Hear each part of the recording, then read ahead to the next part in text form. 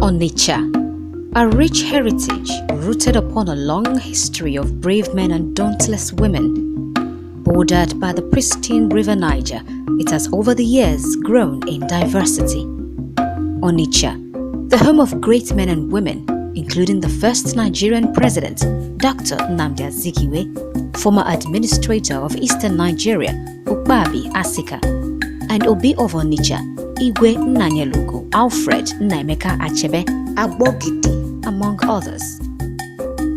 A haven for people from different cultures and socio-economic groups. Home to one of the most prominent Igbo cultures, adding spice and color to festivities in and around the city. The old and young can be seen in various locales, living in harmony, and yet this great land shelters the biggest market in West Africa. One would be forgiven if they quickly get infected by the happiness in the boisterous streets of this town, as vendors can be seen all around, dishing tasty meals and smiles through their talented culinary skills. Explore the streets of Onitsha this festive season and experience the best of the best. Merry Christmas.